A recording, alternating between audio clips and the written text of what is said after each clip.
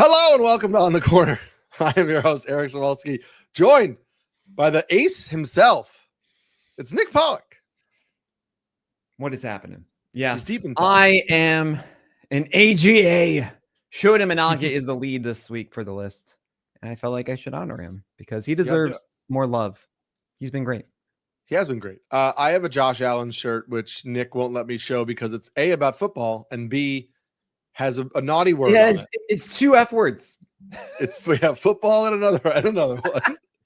Friends. Football and friends. Football and fun. But yes, we are not here to talk football. We are not here to talk about expletives. We're here to talk about the list. As we know, the list is, again, in its matchup focus. We have 3 or 4 starts left for most starting pitchers. That is it. We are down to the wire. So we're at the stage right now where, like, again, we talked about this for weeks, but if you got 2 starts where you wouldn't use a guy, it's time to move on. If you are in head-to-head leagues, you're churning anybody that's not your must starts. I mean, you just have to advance to the next round. And even if so-and-so has a great start in 2 weeks, you've got to get there. And so that may mean cutting somebody who you can't use for in your quarterfinals and semifinals. And hopefully you get to the finals and can use them. But, you can't clog the roster with guys that you can't be using in the meantime. If you are watching this live, I see some people getting some questions in. Throw some questions in there if they're about specific pitchers. When we get to those teams, maybe we'll, spend an extra minute or two talking about those particular starters. But we're going to get to every team, every starter. There's not that much, baseball left, so we're going to make sure we give you as much info as possible. Yeah. No, this is going to be a pretty quick one. We're going through the teams. If you're watching on YouTube, you'll actually see the teams right in front of you on the page. So you can see the schedules, and we're going to talk about those specifically. We're going to start right in on this with the Arizona Diamondbacks. They get at the Giants this week, then at Minnesota, then home against the Giants before getting the Phillies and the Dodgers. And then the Padres. So it's kind of just like the next 2 weeks for the Diamondback starters, and then maybe you move on. But yeah, it's pretty straightforward. I would say you might be tempted by Nabil Crismet, and I wouldn't go for that personally. I think it's a little bit of a trap. He's got an interesting changeup, but everything else is kind of meh, and I wouldn't do it. Zach Gallen is looking like Zach Gallen right now. The tiara is off. Turn around right away. So he gets the Giants twice. You're going to do that. Eduardo Rodriguez might be good for those two. Brandon Pfaadt. The Giants are also pretty bad against lefties. So Eduardo Rodriguez.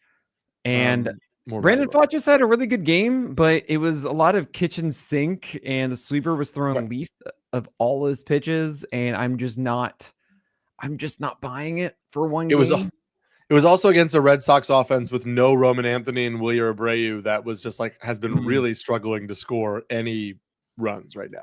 And it might be really tough to hear this, but we have one more start left with Ryan Nelson. Mm-hmm. That's it. We can't start him against the Phillies and the Dodgers, but we should like it against Minnesota. I will say, and we'll see what happens, but the Phillies just put Trey Turner and Alec Boehm on the IL. That is true. That is really true. Ago. And if you're watching this live, as you should, you get this podcast a day early, and we're going to tell you, oh my gosh, Nolan McLean, you were thinking maybe I start him or maybe I don't. Well, that Phillies offense a lot worse now. You should definitely be rolling with them tonight. You should. Should you be rolling with these Athletics pitchers? Because matchups against Boston, Cincinnati, and Pittsburgh in 3 of the next 4 series, seemingly good. However, the next 2 matchups against Boston and Cincinnati, both in Sacramento, that tends to be pretty tough. We don't love that environment. Luis Morales, I feel like at this point, you can't really take him out, though. Yeah, he's just doing so well, and it's kind of weird. I think that his command isn't this good, and there's this idea that he doesn't have the shag rug at all, that he's just going to coast. But as you mentioned, the Red Sox are not looking very good at the moment. Then you have the Reds carpet, and then you have at PNC Park, which is great for Morales. So it certainly helps with that floor and the higher chance of him getting through it. But it is interesting to see that he has rostership at 41% between Yahoo and ESPN leagues, which is wild. I don't think I have seen an Athletics pitcher who's debuted in August and didn't have like the greatest beginning to his career, have such high rostership by the start of September. Have you seen that before, Eric? Are you like thinking of somebody specifically? No, I'm just like, this is wild. I mean, he's been so good though. And so I get it. I mean, I honestly think 41% is relatively low. And especially if you think about like his poor start wasn't even a start. It was 2 innings out of the bullpen. Then they moved him into the rotation and he's been great since the rotation. I don't know. I think people were like hungry for an A's starter, weren't they? I mean, it was like Jack Perkins, it was Jacob Lopez. That is fair. That is incredibly now fair. They're just transferring rostership from one to the other to the other. Yeah. Yeah. What he's done is 5 innings, 6 innings, 7 innings, 5.2, and his last 4 games, which are the real starts. And he's led 4 runs total in that, 5, 6, 7, 8 strikeouts in order. It's possible he's just found his command and everything's cool. I mean, look, he throws hard and he has a good breaking ball. It's just, I don't think that this is actually his true talent, but like for example, Emmett Sheehan is 17% rostered right now and he gets Rocky Road tomorrow. Yeah. I mean, they keep saying that Sheehan isn't in the rotation and then he is, and then he isn't, and then he is. I think that's very fair. People are just like, yeah. And I think there's a lot of stagnant teams on here, but fair enough.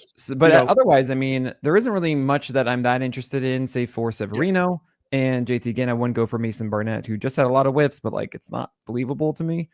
And Jeffrey Springs, yes, he does get that Red Sox team you were describing, but the Red Sox also, Abreu doesn't play versus lefties. The Red Sox versus lefties are still a good offense, and it's going to be the Red Sox twice, including one in Boston and one in Sacramento, which is still not good either. Yeah. We got the Braves next. It's wild looking at the Braves rotation. And I mean, I guess with Sale back, you at least have like Sale and Strider, but then it's like I'm looking at Bryce Elder and Dane Dunning, and sadly, I think the Joey Wentz experience has come to a close for us for this season. Hurston Waldrop, continues to look good. And I don't know about this Houston start, but then Washington twice to end the season is pretty enticing. Yeah, this is very interesting because you do have Wentz against the Nationals later. You have Waldrop twice against the Nationals. Obviously, Chris Sale you're going to go with. Bryce Elder, who has been absurdly good lately. And even against the Cubs, he went 7 innings. I believe it was shutout. And I'm not going after this again with the Cubs. I feel like this is just one of those weird things that happens every so often. The only ones I'm really circling are that final Wentz start. And I personally am not in on Waldrop because it is so focused on the splitter. 2 of his last 3 have showcased the splitter being very erratic.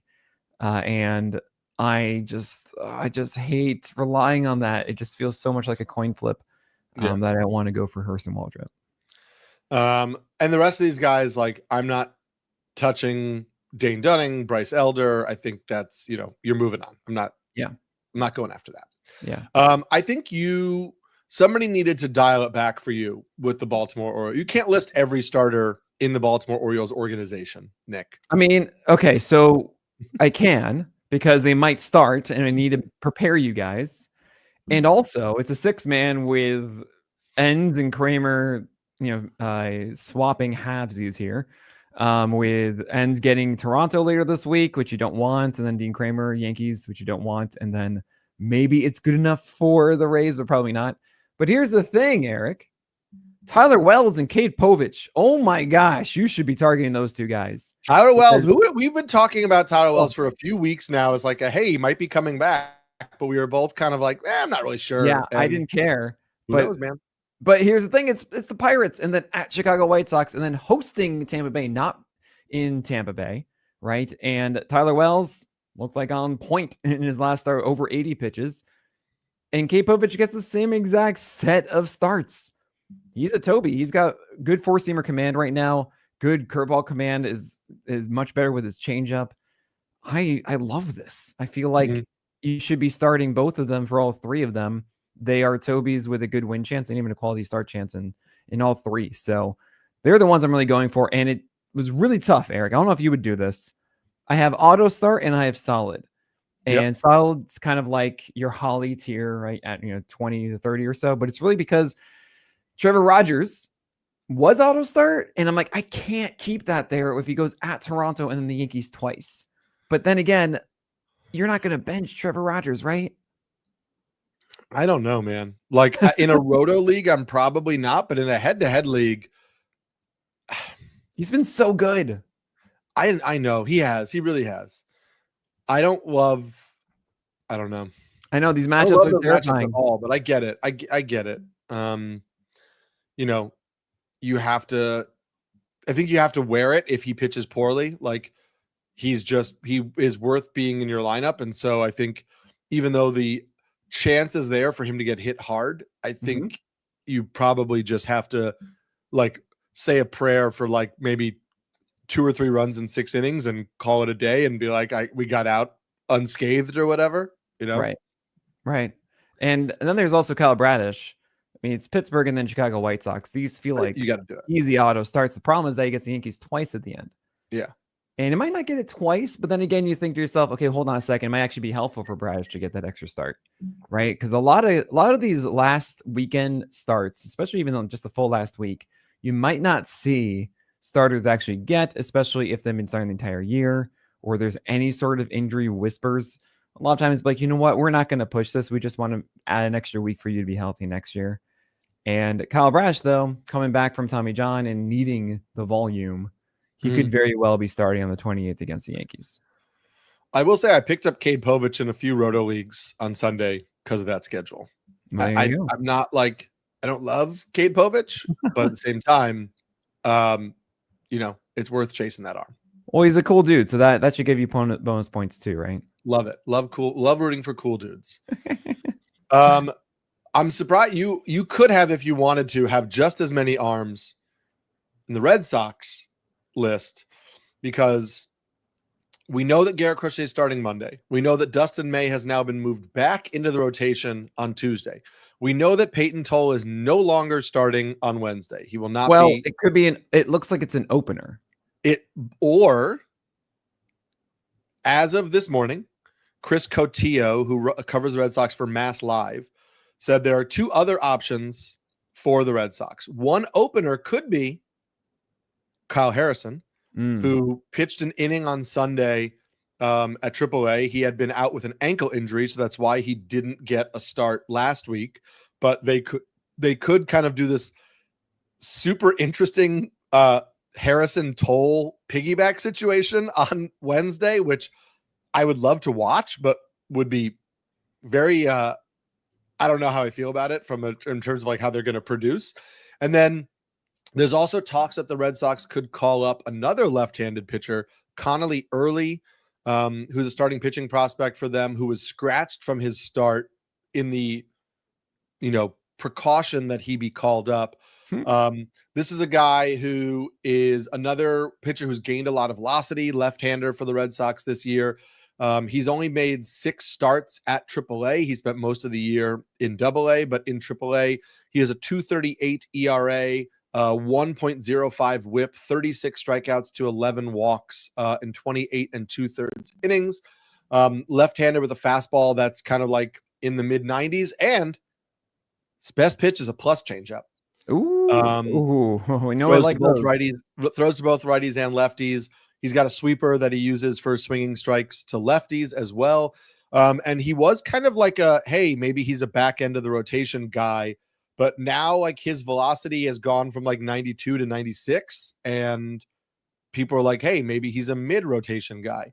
I still don't know that you're starting him against the Athletics, but I'd be curious to watch it. Yeah. It's really annoying about Peyton Tolley because I think that his fastball is absurd. The extension he gets on that, the high velocity is not normally seen from the left side. It's flat. It has decent up vert. Like watching him throw this pitch against the Diamondbacks, even though he was throwing it thigh high essentially the entire time, or belt high, was still so tough for the Diamondbacks. They just sold out for it because the secondaries weren't getting enough strikes. And that's really what happened in his last outing. And I very much feel that he should be far better than that moving forward.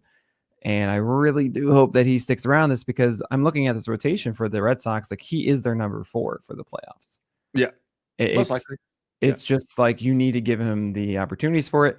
I can understand if the Red Sox are maybe doing the piggyback thing, because, hey, look, we want to not overuse you now if we are going to be in the playoffs, but you got to win every game you can right now. I don't know. They are comfortably in the playoffs. A playoff rotation that is a piggyback of Dustin May and Peyton Toll is a really weird look as a hitter to go from one to the other. Like, that's a pretty strange, like, 2 times through the order for each guy is a confusing mix. Yeah, absolutely. I wonder if you'll see something like that too. At the very least, Lucas Giolito and Brian Bayo, I personally am just not touching the rest of the way. But I can understand how they are potential for 6 innings, potential for a win in there. Thing is, as the Yankees hosting the Athletics and at Toronto for Giolito, and Brian Bayo gets the Yankees and then heading to Tampa Bay, which is not a fun place to pitch, and then at Toronto. I don't really like any of those matchups for those guys. What do you think? I get it. No, I get it. I get it. I mean, I would trust Bayo in Tampa Bay, because I just don't really like that Rays lineup, but it's tough. And listen, I mean, I know you are well aware of the Red Sox dominance over the Yankees so far this year, so maybe it continues. But yeah, it wouldn't give me the warm and fuzzies to start those guys in that matchup. Absolutely. A lot of warm and fuzzies when you're starting these Chicago Cubs pitchers, because there's a lot of green on their schedule coming up. Obviously, the Braves series is not one we love, even though Ronald Acuna is in an 0 for 25 slump right now, which is absolutely wild. But, you know, some of these guys, like, I mean, if you're avoiding Atlanta with Cade Horton, you love Pittsburgh, Cincinnati, St. Louis. Same with Jameson Taillon, who's coming off the IL, and it's like, maybe you start him against the Braves just to get those final 3 starts as well. Colin Ray, I got no problem. Tampa Bay at home, and then the Reds, and then you move on. But you can start a lot of these guys. Yeah, it's pretty easy to do it. Colin Ray will get the Mets at the end of the month, and you just avoid him for that. But all these matchups are pretty much, hey, okay, you go with them, and good luck, everyone. Good luck. Good luck starting your White Sox. However, I think we might want to start Yoendrys Gomez, who's somebody you were into before I was into him. I mean, in terms of, like, you were impressed by his first start, and I had to, like, go back and really kind of watch it.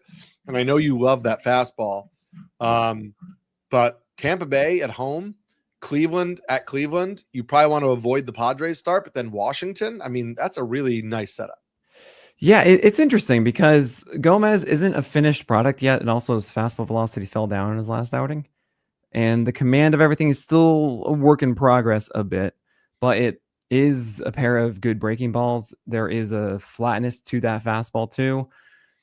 It's just that it's not the best win chance, and the shag rug is low. We're not really seeing, like, absolute dominance that we should bank on for Gomez in these 2 starts. So I've actually seen a lot of people saying, okay, cool. Do you want Luis Morales 2-step? Do you want Yoendrys Gomez? I'm like, I would really feel weird trusting Gomez at this point.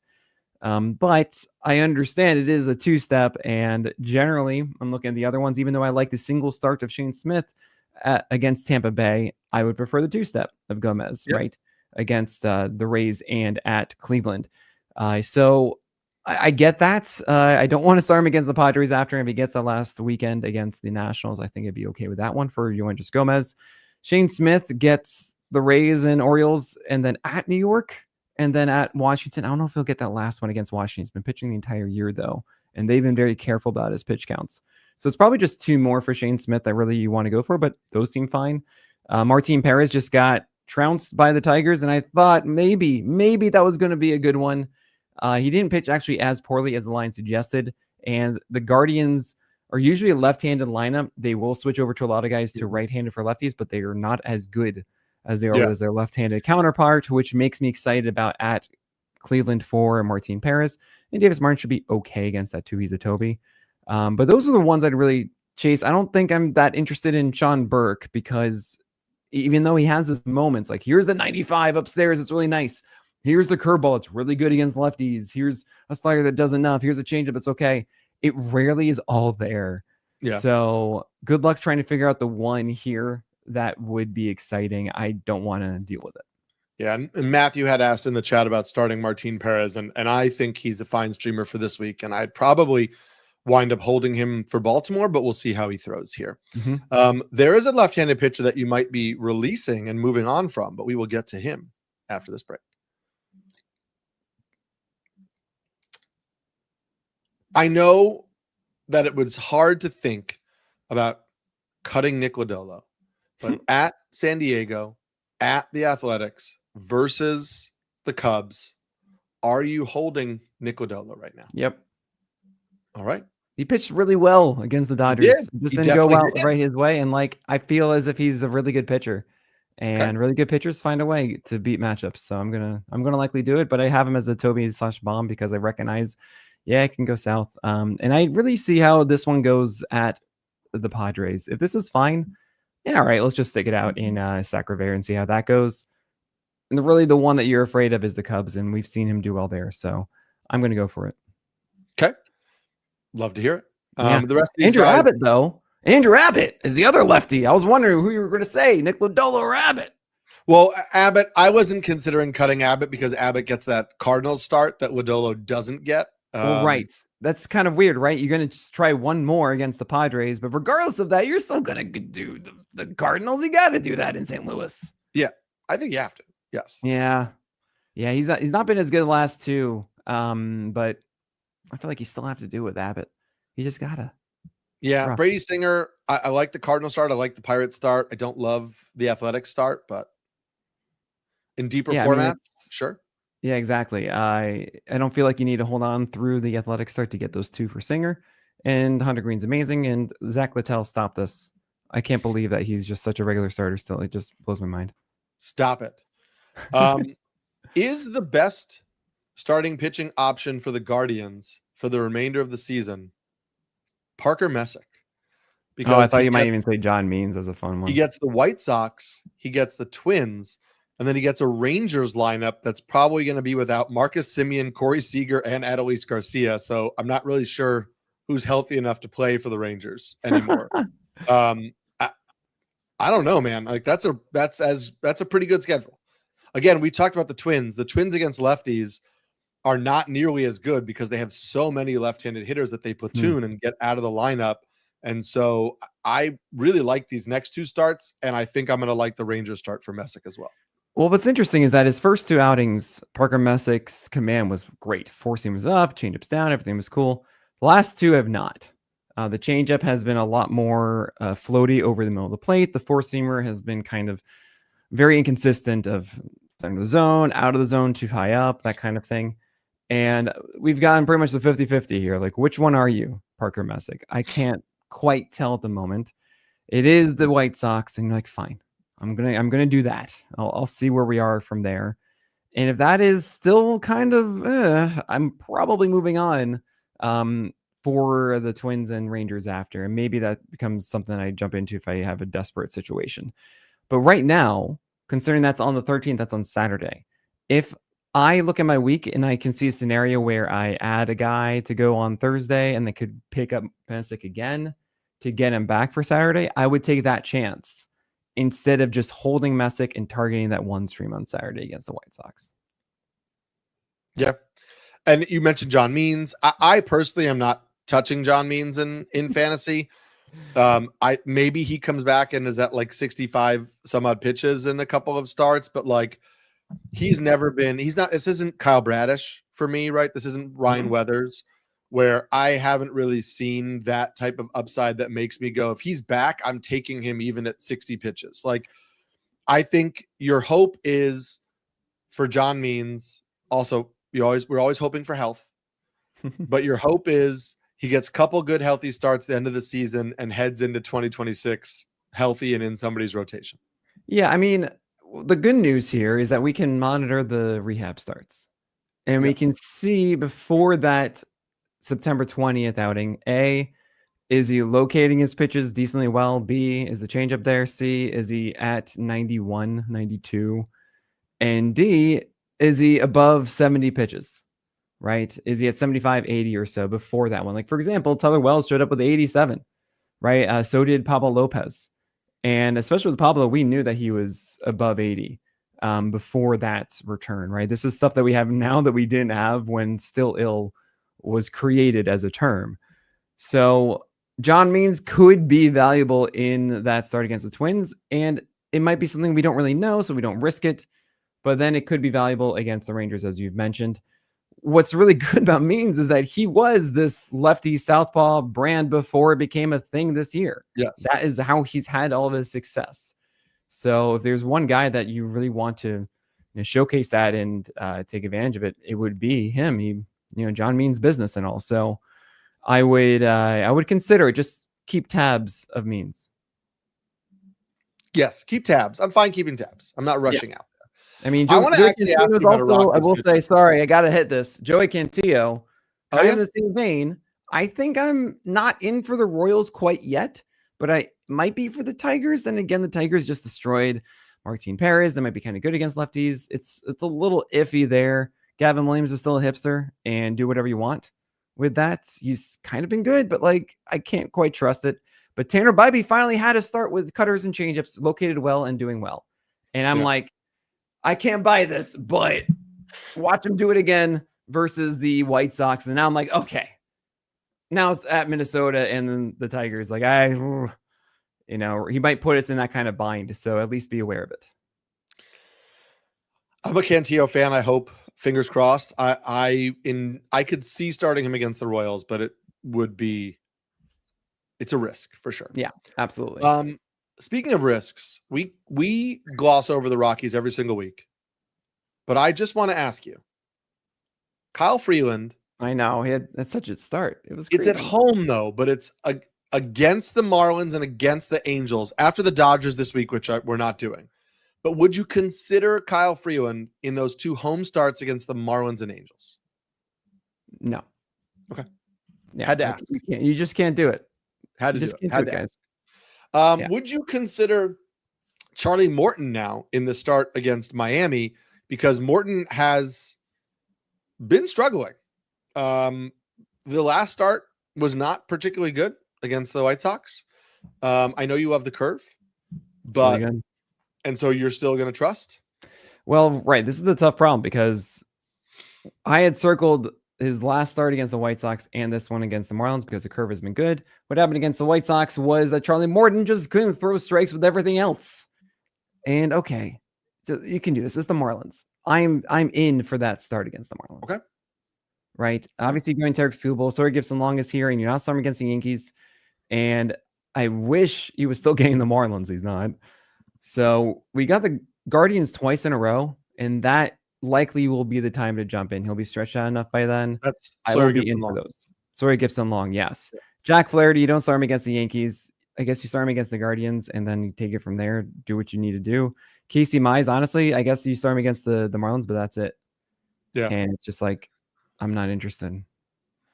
The Houston situation is really interesting to me because there's a ton of red. It feels kind of cut and dry here with Houston where the matchups are all terrible. Hunter Brown and Framber Valdez are aces. So you're going to start them because they're too good to bench. Luis Garcia, Jason Alexander, Christian Javier are all pretty fringy right now. I feel like you just avoid, except for maybe the Texas Rangers series next week, depending on the health of the Rangers bats. Yeah, Luis Garcia is actually someone else I got a lot of questions about because it's a two-step this week, but it's at Toronto and at Atlanta. Yeah, I can't. Don't forget, Luis Garcia last week in his still ill return from Tommy John. Well, remember, he was in 2022, his last healthy season, 94 mile per hour fastballs. What we saw in this return was 91 and change. Yeah. Right. This was not old Luis Garcia ready to go. And especially against these two tough teams, why are we doing this? I would absolutely not do it. Jason Alexander has proven himself as a guy who can locate those changeups and sinkers down effectively. And against a team like the Rangers, that might actually work out really well. And Christian Javier, honestly, the opponent matters less with him than with others Because if he's executing his game plan, actually locating those four seamers upstairs, getting strikes with both breaking balls and his changeup, that can actually work out. It's just that doesn't happen every time. So it's hard to tell when it is, and might as well skip over the tough ones. Maybe take that chance against the Rangers, maybe even against the Angels, because Javier should pitch that last one.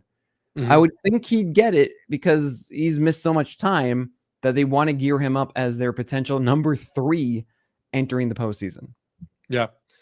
I got to tell you, I think Framber Valdez intentionally crossed up his catcher. Oh, we know this. That's not a think. That is a yes. Okay. Just making sure. Yeah. And it's horrible. Making sure we're on the same page with that one. It's a sad week, Nick, because I think this is the week that I have to say goodbye to Ryan Bergert. I he's know. going to start today against What a guy, huh? Guardians. What a guy. Well, wait, hold on, Eric. Wait. I know the Phillies.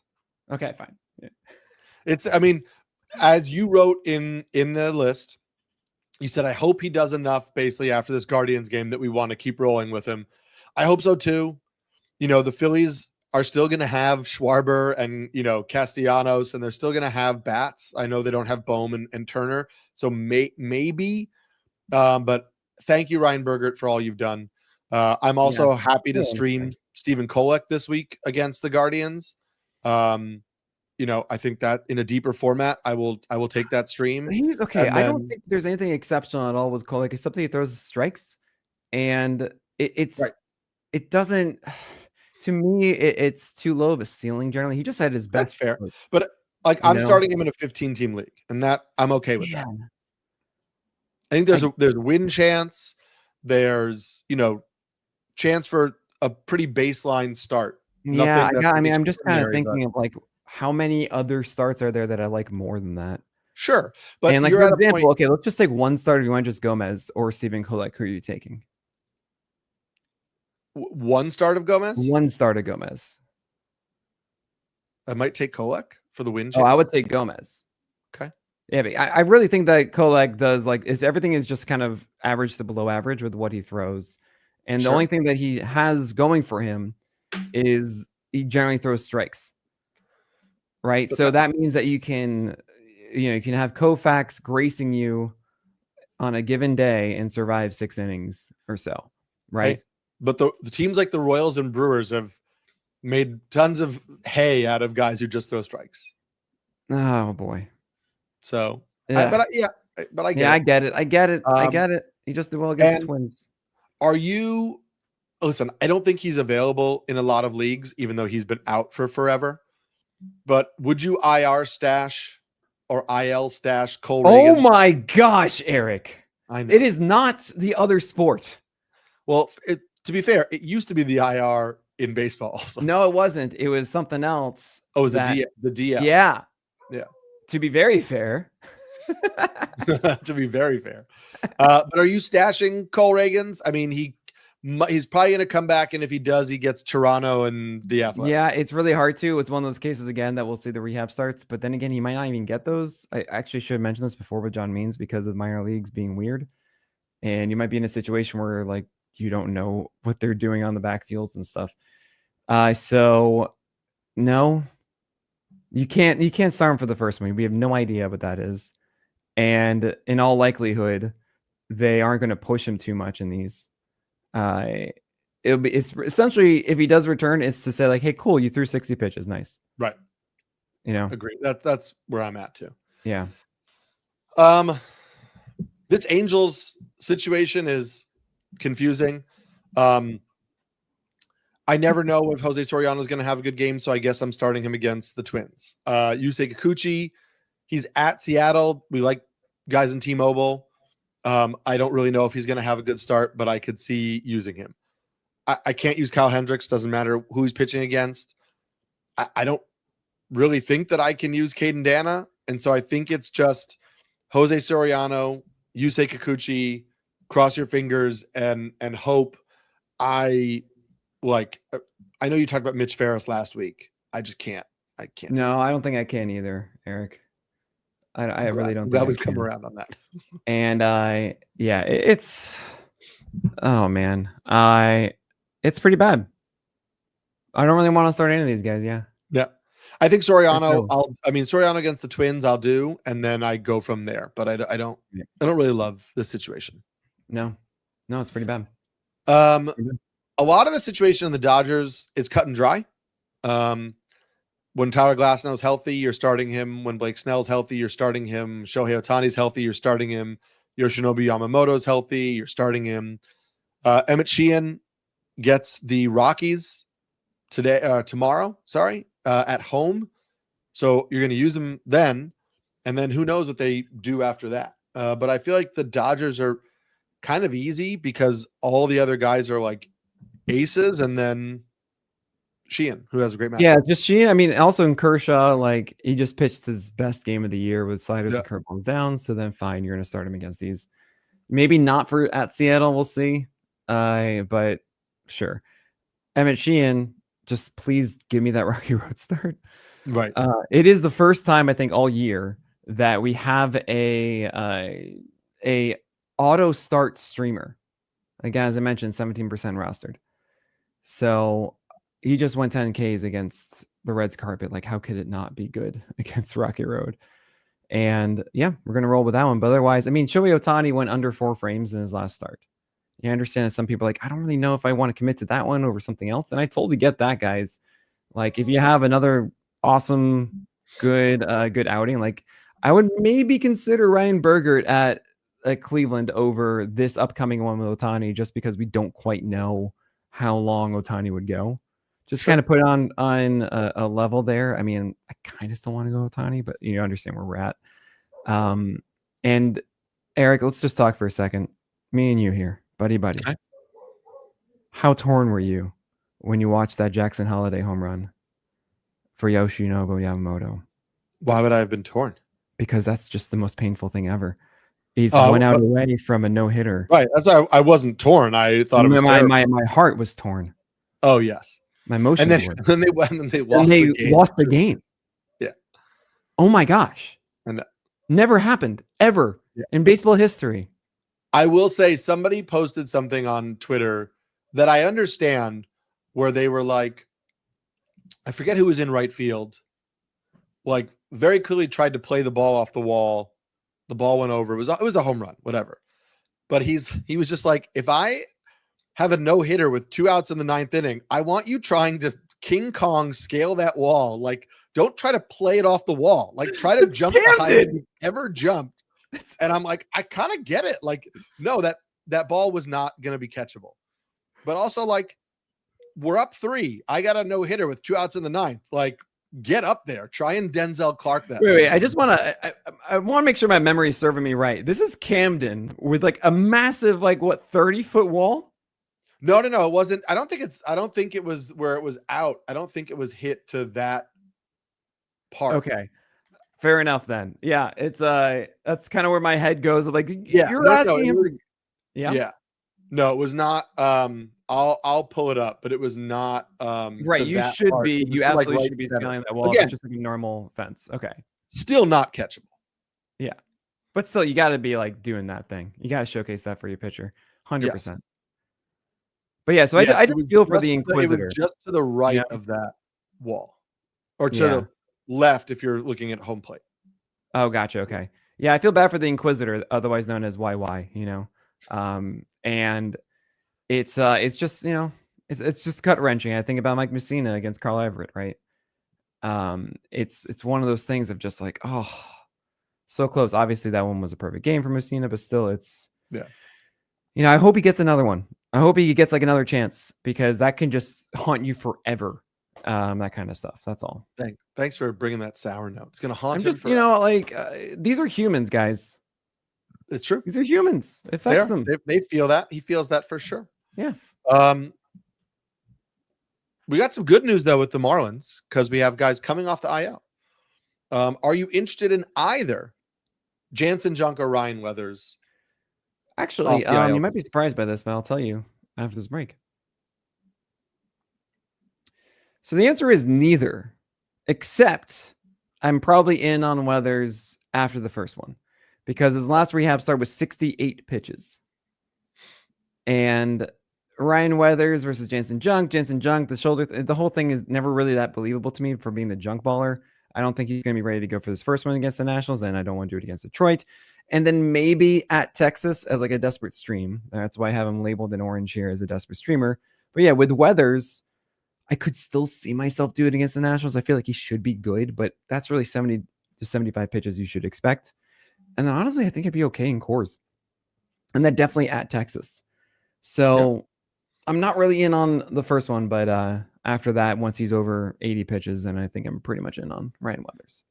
Can you use Yusei Kikuchi in these good matchups considering, or Yusei Kikuchi? Can you use Yuri Perez in these good matchups considering? Okay, those guys are not even close to being similar. Okay, Eric? No, they're not. But it's a don't you dare. It's a U sound at the Yuri. I think there's a lot of people freaking out about the last two starts of Yuri Perez who should not be. Okay? Guys, terrible inning against the Mets. Got singled out a bit and had a little bit struggles with his secondaries to lefties against the Nationals. Should not be a thing in this repeat matchup for the Nationals. His four-seamer velocity is absolutely fine. It's still great stuff. I think that you should feel great about this for Yuri Perez. You might even be in a case where you want to start him against the Mets on the 26th. I'm absolutely starting him against the Nationals. Okay. I get it.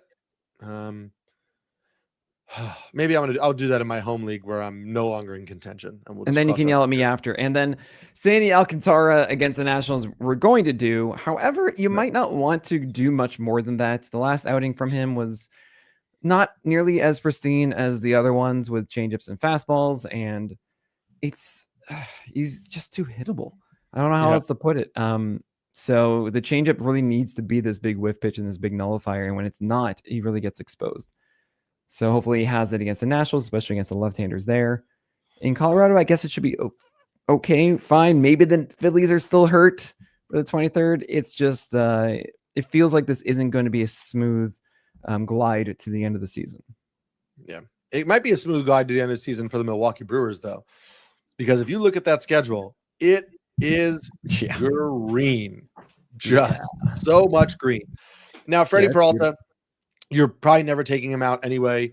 Brandon Woodruff, you probably weren't taking him out anyway. Jacob Mizorowski threw over 100 pitches his last outing. Amazing.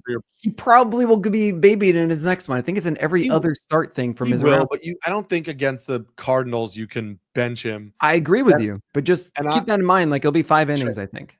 And Quinn Priester has been pitching great and gets the Cardinals and the Angels. And then I tried to add Jose Quintana in many, many, many places where if he was available this weekend, because he gets the Rangers, the Angels, the Cardinals, and the Reds in Milwaukee to end the season. And that's a tremendous runway for Quintana. 100%. And then there's Eric Fede. And why are you here? Why? No, don't trust the Feds, guys. Don't trust the Feds. Nope. Can you trust Zebby Matthews? I want to, Angels? But I can't. But I want to. I mean, it's a case where we just don't have enough of a track record of him locating well. Yeah, and he's a guy who can throw strikes, but it's not necessarily good strikes, and it's really annoying. Like, his four-seamer doesn't blow by guys enough for him to do this. So I want to believe that at the Angels, Zebby Matthews can utilize his cutter and his slider well enough against those right-handers and be successful. And then I definitely like at Texas, but then again, it's the Yankees in between. So if I'm in a situation right now where I'm debating between two guys and one of them has 2 good starts and one of them is Zebby Matthews, I'm probably just going to get the other guy because I'm not 100% certain about that Angels start. Sure. I get that. Zebby Matthews' last start used a more complete pitch mix. He'd always been like mixing in pitches, but it was a more complete kind of spread of his pitches, we should say. And so I'm intrigued by that. I liked that. Yes. Yeah. And then, Pablo Lopez, you're going to use him. Joe Ryan, you're going to use him. I think Joe Ryan wishes he was traded at the deadline. That's certainly the vibe I get from his starts in the second half of the season. But Arizona, Cleveland, you're going to use him. Are you using Bailey Ober, Arizona and Cleveland? Nope. Even the last outing that was good over the weekend against the Royals, 89.4 mile per hour fastballs. Yeah. And he wasn't even locating them super well upstairs. No. No. And it's wild because his velocity was up when he was first coming off the IL. And so I was like, oh, well, he's healthy now from the hip injury. And so now we're seeing the velo up. And then it was like immediately back down. Yeah, I think it went from like 90 and change to 89 and change to 88.8. And then it came back to 89.4. Like, okay, buddy. No thanks. Yes, it's brutal. Let's see. The Mets, speaking of brutal, the Mets rotation is exciting, unproven. We just talked about Noah McLean starting tonight. You can't bench him given how well he's pitched. And we just talked about the Phillies issues. And then he gets Texas. We just talked about all the Texas injuries. And then he gets Washington and Miami. So the Noah McLean schedule is actually shaping up to be a lot better than we thought it was going to be, like maybe 3 weeks ago. Yeah, I think what's going on. Also, same thing. Like Texas was a matchup where you're like, I don't know. And now it's like, yeah, fire him up. Texas, Washington, Miami. Brandon Sprout, also Texas, Washington, Miami.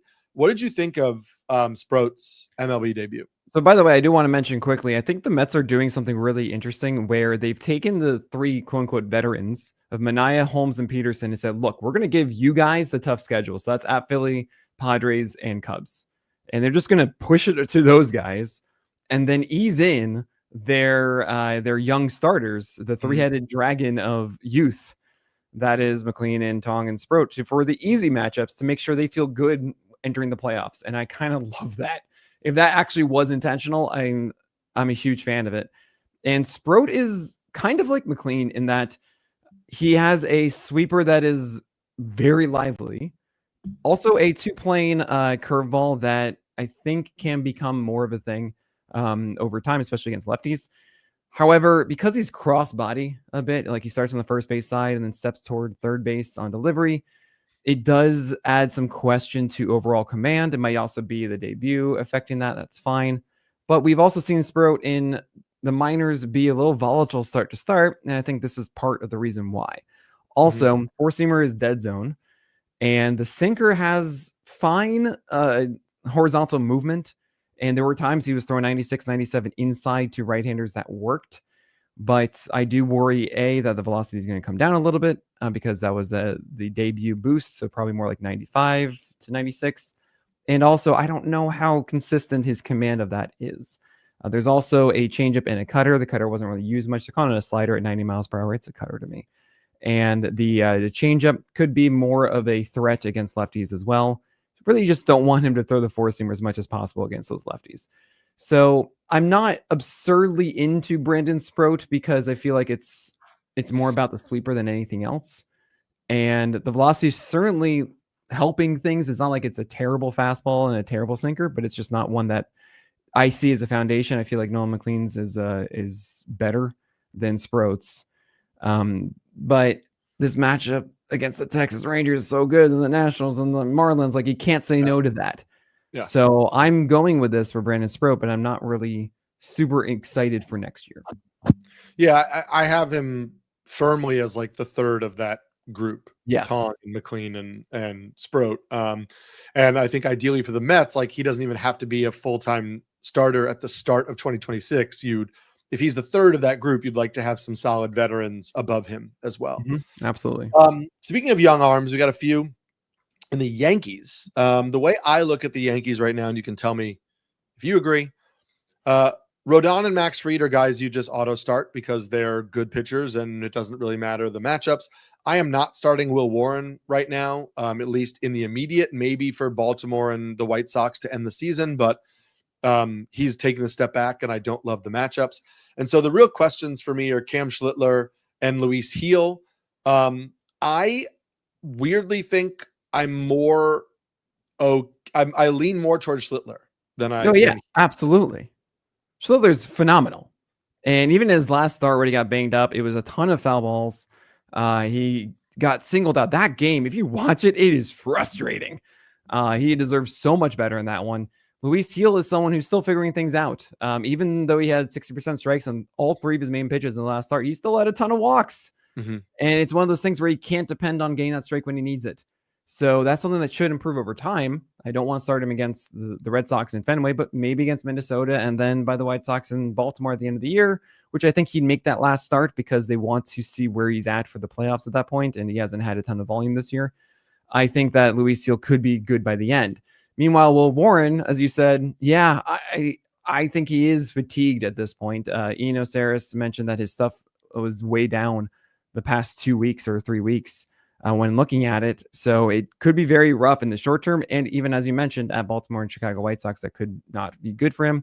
But Cam, I mean, I'm starting him against Detroit. I'm starting him against the Twins. And both starts against the Orioles, I would do it. He might not get that last one because his innings are climbing up a little bit. And there might be such a decided moment for the Yankees. They're like, you know what? No, we are going to save you for the playoffs now. You are our number 3. So we are not going to push you right now. We're going to give you some extra rest. Yeah. Oh man. I was riding that Will Warren hot streak for a while earlier in the season. I know, it was so fun. It was so fun. Philly's schedule has a lot of red. And interestingly, like, I guess, you know, Christopher Sanchez is an ace, and so you just have to throw him in there, even though it might feel weird to say that. Ranger Suarez also pitching well enough that you probably just have to use him, despite the fact that it's Mets and Dodgers. And then Nola, I don't know about Nola. Like, I know it was one bad inning the last time, but like, this is a rough 2 start against the Mets and Royals. You have Walker Buehler on here, and I know RotoWire does. He, you know, I don't know that he's getting called up. Like, they haven't announced a plan yet. He gave up a home run on his first pitch in AAA, so we'll see how that goes. Is that right? Oh my gosh. Yeah. So I don't know. How are you approaching the fringes of the Phillies? Honestly, it depends. If you have Aaron Nola, you see if you have other options, but it might be a case if you just bench this and then you can see if you want to hold on to it for Sunday, right? With Jesus Luzardo, I just wouldn't try it. I think it's just too risky, but you obviously want to start against the Marlins. And Ranger Suarez and Christopher Sanchez, at this point, you're just going, all right, well, let's just roll with this, even though it's the Mets and the Dodgers. Do not touch Taijuan Walker. That's simple. Never Taijuan Walker for no. I do think you should touch, but we're going to rephrase that. But I do think that you should go grab. That's also not that much better. What are you doing? Acquire, pick up.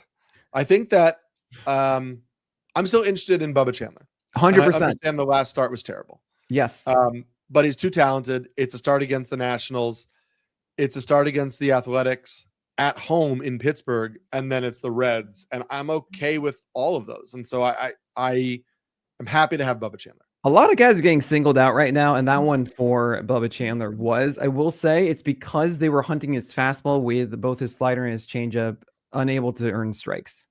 So they were just looking for the heater. They got it, and even though he spotted those fastballs really well, they were still able to do enough with it, albeit Babbitt was not on his side that day. Some flares in there, some ground balls that could have been grabbed by infielders, just missed them for whatever reason.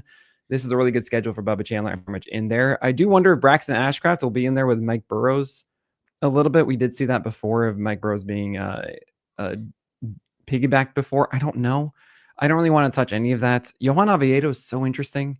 The command is really the question, but he has 99th percentile extension and flatness on his four-seamer. It's kind of like Mizorowski, but just 5 miles per hour slower, but that's still good. And of course, Skeens we're rolling with, and Mitch Keller's throwing more sweepers, and that might be good, except that it's at Nationals next, and that's a lefty lineup. Right. So I'm not that interested, and I don't really want to go for Mitch Keller anyway, so it's not really for me. It's not for him, guys. It's not for him. I like the Oviedo start against Baltimore. I would do that. I hope so. I hope it's good. He has skills. It's just consistency at this point. I like the Yu Darvish schedule. Cincinnati at home, Colorado at home, White Sox on the road. I'm happy to use Yu Darvish for all of those. We're going to get Michael King off, and he's going to get the Reds at home, Colorado at home, the White Sox, Arizona.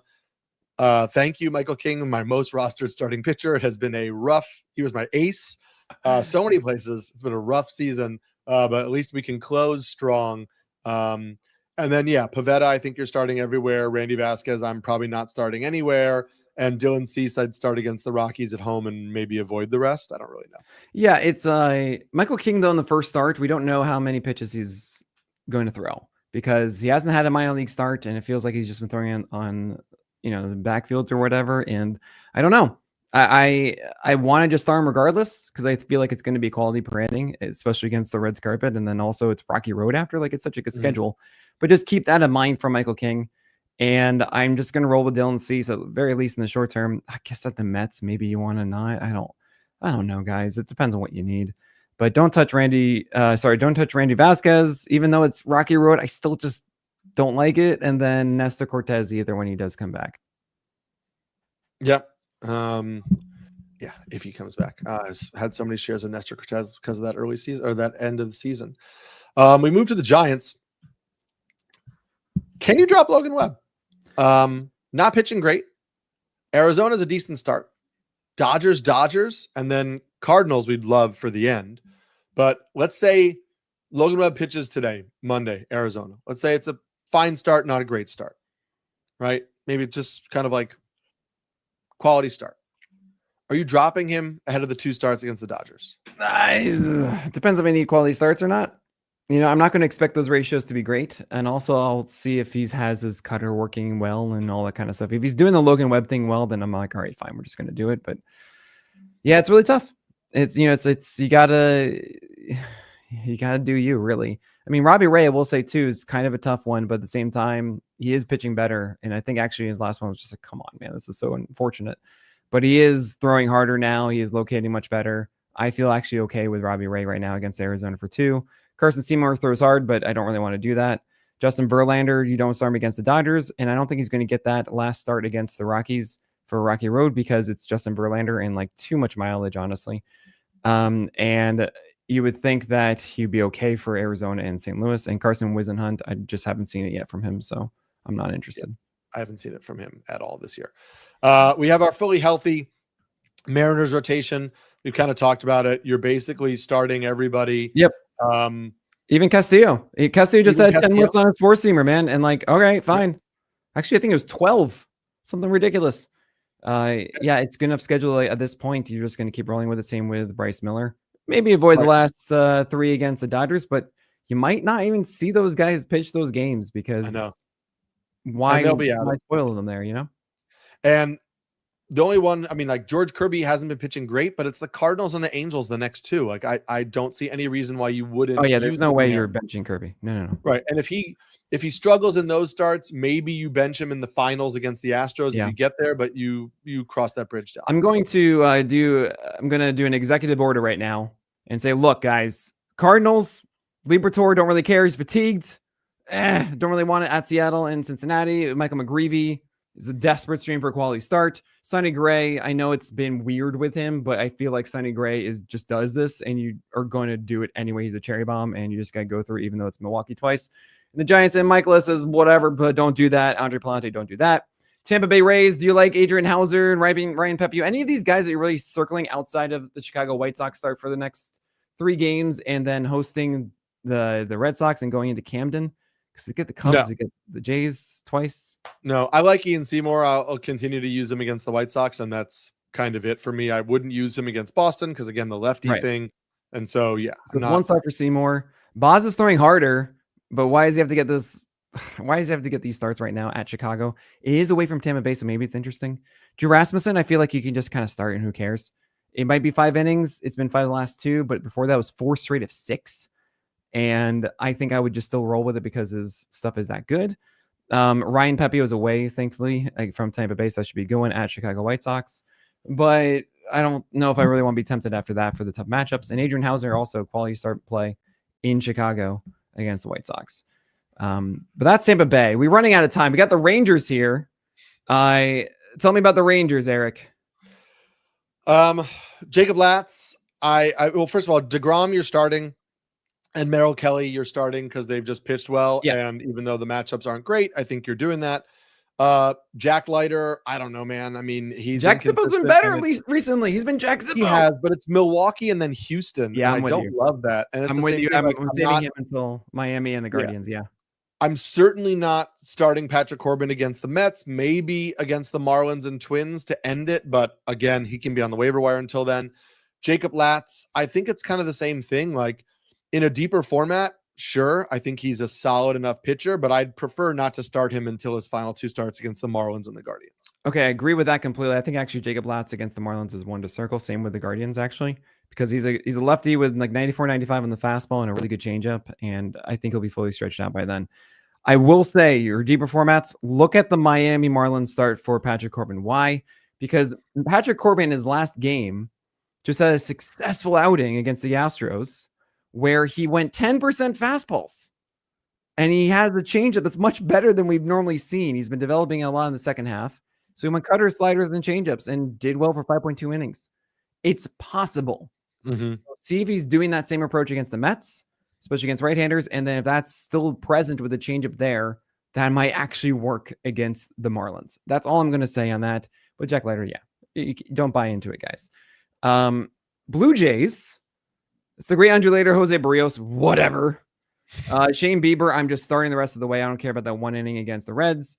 Kevin Gausman is a hipster, and whatever you want to do. Chris Bassett, I know he's had some success lately. I still feel like he's just a streamer for your quality start leagues. I feel like his stuff just is not nearly as good and as you want it to be, and he still has that really low floor. And Scherzer just threw 94, 95. 93, 94 against the Yankees. He gets 3 good matchups, hosting Baltimore, at Tampa Bay, and then hosting the Red Sox. Do you disagree with any of that? No. All right. Last Move one on to the Nationals. is out. Moving on to the Nationals, the last team on here. Cade Cavalli starting tonight against the Marlins, and then Pittsburgh, and then I think we probably move on. Yep. But we're still doing it. Mitchell Parker, I think you could also make the same argument that if you're desperate or I prefer Cade Cavalli, but you know, Parker against the Marlins, against the Pirates, I could see it.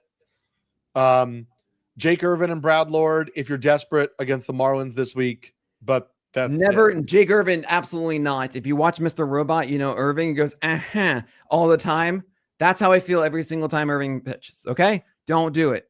Brad Lord just had a really weird and good game. I still don't want to do that against the Marlins. Mackenzie Gore might be coming back before the end of the year, but like it'll probably be on a pitch count, and you just don't know where you're going to get. And it's against Atlanta both times, and I feel like it's just not worth it. Andrew Alvarez just survived-ish the Cubs with from the left side at like 90 miles per hour with 2 breaking balls down into right-handers. It's possible that works against the Pirates, but I don't really want to do that. And Mitchell Parker, the last couple have been 4-seamers up and curveballs down. He's trying it, and maybe it's working. The splitter even returned.